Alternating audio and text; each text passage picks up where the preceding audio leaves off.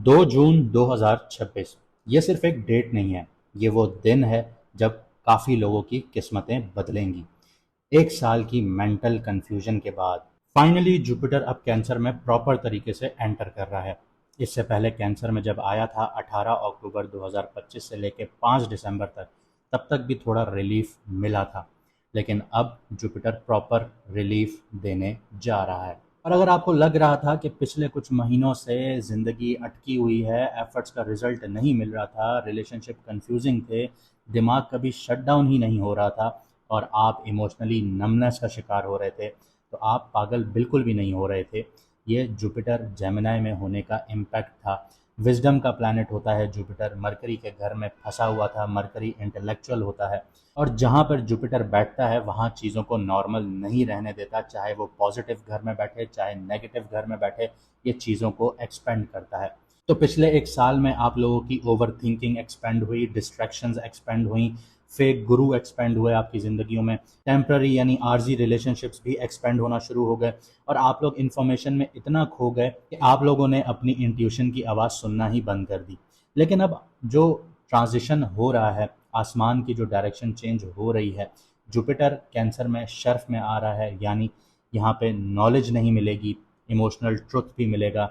लेकिन एक चीज़ याद रखिएगा कि जुपिटर बेनिफिक ज़रूर है, फ़ायदेमंद ज़रूर माना जाता है एस्ट्रोलॉजी में, मगर अत्याचारी भी है, यानी फास्ट फॉरवर्ड पोजीशन में है।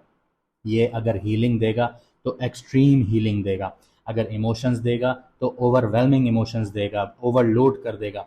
अगर प्रोटेक्शन देगा तो अटैचमेंट भी बढ़ाएगा। जो लोग इमोशनली वीक फाउंडेशन पर खड़े हैं उनके लिए ये ट्रांजिट कंफर्टेबल नहीं होगा। अगर पैसा देगा तो बेइंतहा देगा, अगर नेटवर्किंग देगा बेइंतहा देगा, आइडियाज़ देगा बेइंतहा देगा, लेकिन वहाँ पे आप फंस भी सकते हैं। तो उसका सही यूटिलाइजेशन कैसे होगा वो भी हम देखेंगे। लेकिन याद रखिएगा कि जुपिटर कुछ कुंडलियों में नेगेटिव घरों में भी जाएगा, वो उनकी नेगेटिव चीज़ें भी एक्सपेंड होंगी। और जिनके पॉजिटिव घरों में होगा तो याद रखिएगा कि अगर आप हेल्दी खाना खा रहे हैं और आप एक लिमिट से ज़्यादा खाए चले जा रहे हैं तो वो भी नुकसानदेह होता है। तो इस चीज़ को भी आपने समझना है कि पॉजिटिव साइन में भी रह के उसको बैलेंस करके चलना है, नेगेटिव साइन में होते हुए भी आपको उसको बैलेंस करके चलना है। यानी मैं आपकी कुंडली के हिसाब से बात कर रहा हूँ।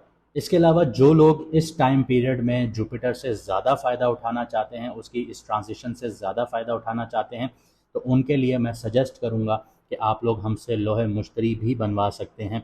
ये गोल्ड में ज़्यादा इम्पैक्टफुल होती है, लेकिन अगर आप लोग सिल्वर में भी बनवाना चाहते हैं तो सिल्वर में भी हम आपको बना के दे देंगे, क्योंकि इसके कुछ स्पेसिफिक टाइमिंग्स होते हैं बनाने के, तो वो उस टाइमिंग पर ही बनता है। अगर आप लोग अपना ऑर्डर प्लेस करना चाहते हैं तो आप लोग व्हाट्सएप का दिया गया नंबर, इस पर मैसेज करके अपना ऑर्डर प्लेस कर सकते हैं।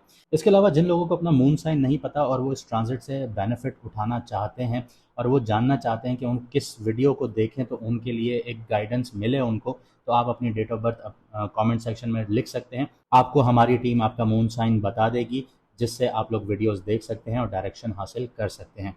और जो लोग अभी तक सब्सक्राइब नहीं कर रहे, सब्सक्राइब कर लीजिए, क्योंकि हम लोग लाइव आते हैं और लाइव में आप लोग हमसे बात कर सकते हैं सिर्फ उस वक्त जब आप लोग सब्सक्राइब हुए हुए होंगे। और बहुत जल्द हम इसमें सब्सक्रिप्शन बेस्ड मॉडल डाल देंगे। जो लोग सब्सक्रिप्शन लेंगे हम लोग उनके साथ बातें भी करेंगे, लोगों की कुंडलियाँ भी डिस्कस करेंगे। तो तैयार हो जाइए, क्योंकि 2 जून के बाद सिर्फ सिचुएशन नहीं बदलेगी, आप लोगों के इमोशंस, आप लोगों की प्रायोरिटीज़, पूरी इनर रियलिटी चेंज होना शुरू हो जाएगी। मैं हूं इरफान और आप देख रहे हैं सितारों का सफ़र। आइए देखते हैं कि आपकी कुंडली पर क्या इम्पैक्ट आ रहा है जुपिटर के ट्रांजिट का। तो अगर आपका मून साइन सजिटेरियस है, यानी कि धनु राशि है, यानी कि बुर्ज कौस है, तो आप लोग ढैया में हैं। पिछले एक साल से कन्फ्यूजन का शिकार होंगे। ऊपर से जुपिटर आपके फर्स्ट हाउस का लॉर्ड है, तो ये भी कोई कंफर्टेबल नहीं बैठा था। तो अब ज़िंदगी जो है वो आपको इमोशनली ट्रांसफॉर्म करेगी, क्योंकि पिछले एक साल से जुपिटर जो था वो आपके 7th हाउस में था। हालांकि 7th हाउस में होने की वजह से आपकी एकदम से शादियां करवा देता, आप लोगों की बिज़नेस पार्टनरशिप्स में आपको एक्सेल करवाता, लेकिन इसने उल्टा करवाया, आपकी चीज़ें हॉल्ट करवा दी, रुकवा दी। लोग आए, कनेक्शंस बने, प्रॉमिस हुए, लेकिन क्लैरिटी नहीं मिली, कंसिस्टेंसी नहीं दिखी, इमोशनल सुकून नहीं मिला, वो सब कुछ मिसिंग था, क्योंकि जुपिटर अपने दुश्मन के घर में था। तो रिलेशनशिप को एक्सपेंड तो कर रहा था लेकिन स्टेबिलिटी नहीं दे रहा था। तो आप लोगों ने फील भी किया होगा कि मिक्स सिग्नल्स रहे होंगे, इमोशनली अनअवेलेबल लोगों के साथ आप लोग जुड़े होंगे, ऑन एंड ऑफ सिचुएशंस चली होंगी, या कंटिन्यूसली फिगर आउट करते रहना कि सामने वाला असल में चाहता क्या है। इस तरह की सिचुएशंस में आप लोगों ने अपने आप को देखा होगा। तो यहाँ पे 2-3 तरह की सिचुएशंस चली होंगी कि कभी आपको लगा होगा कि आप लोग बहुत ज़्यादा इमोशनली स्ट्रॉन्ग हैं और अगले ही मोमेंट में इतना ड्रेन फील कर रहे होंगे कि सब कुछ छोड़ने का दिल कर रहा होगा।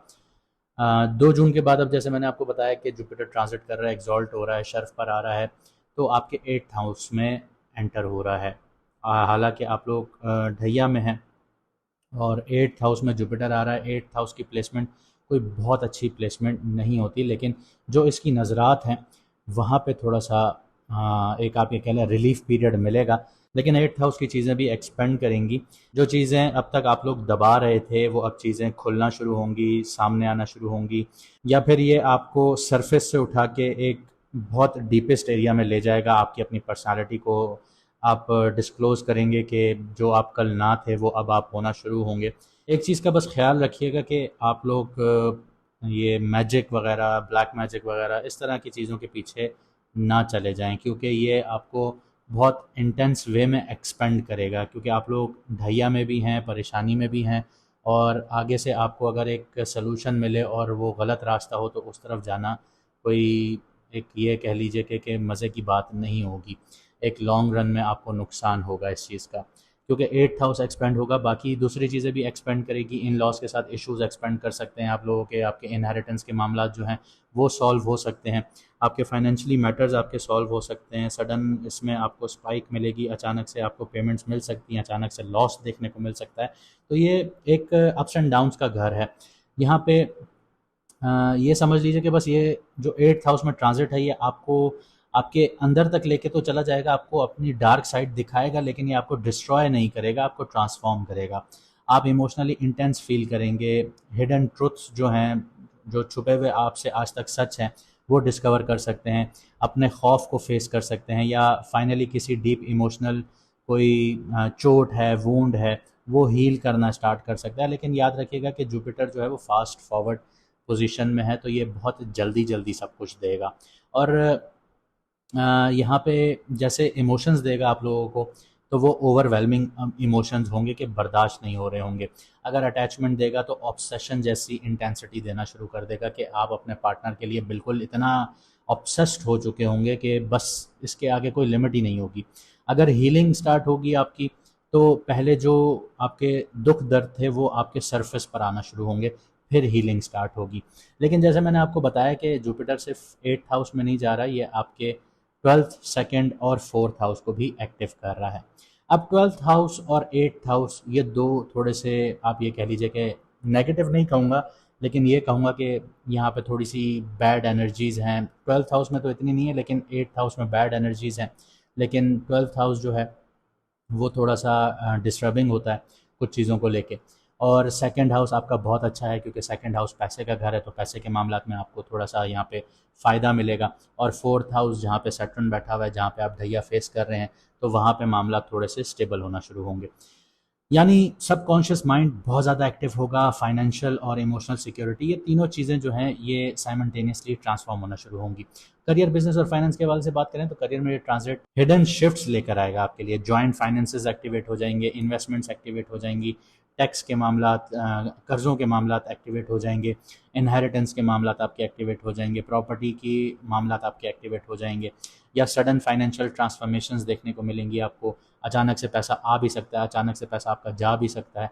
बस आपको अपने फ़ैसलों को रिसर्च करके आगे बढ़ना होगा, क्योंकि 8th हाउस रिसर्च का, अगर आपने रिसर्च प्रॉपर ना की तो आपका पैसा डूब भी सकता है।